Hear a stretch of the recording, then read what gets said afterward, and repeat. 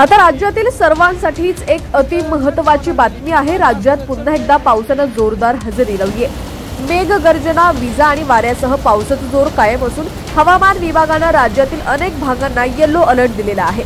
आज दिनांक 21 सप्टेंबर रोजी संपूर्ण विदर्भ, मराठवाडा आणि कोकण, मध्य महाराष्ट्रातील काही जिल्ह्यात विजांसह पावसाचा अंदाज वर्तवण्यात आलाय।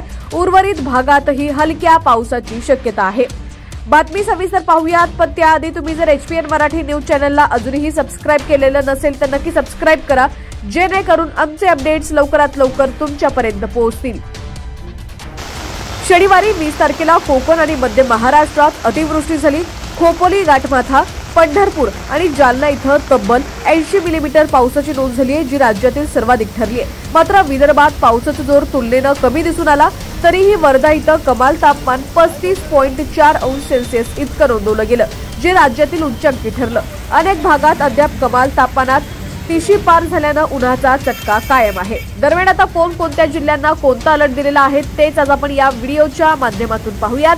पण त्याआधी तुम्ही जर HPN मराठी न्यूज चॅनलला सबस्क्राइब केलेलं नसेल तर नक्की सबस्क्राइब करा, जेणेकरून आमचे अपडेट्स लवकरात लवकर तुमच्यापर्यंत पोहोचतील। तसंच हीच बातमी जर तुम्ही आता फेसबुक किंवा इंस्टाग्राम वरती पाहत असाल तर आपल्या हक्काच्या HPN मराठी न्यूज चॅनलला फॉलो करायला विसरू नका।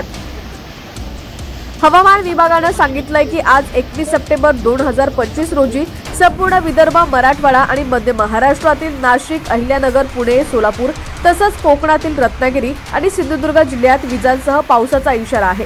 तसंच छत्रपती संभाजीनगर, जालना, बीड, परभणी, हिंगोली, नांदेड, धाराशिव, लातूर, बुलढाणा, अकोला, वाशिम, अमरावती, यवतमाळ, नागपूर, भंडारा, गोंदिया, चंद्रपूर आणि गडचिरोली या जिल्ह्यांना सतर्कतेचा इशारा म्हणजेच येलो अलर्ट देण्यात आलेला आहे।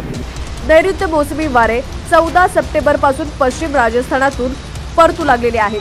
20 सप्टेंबर रोजी त्यांच्या वाटचालीत फारसा बदल झालेला नाहीये।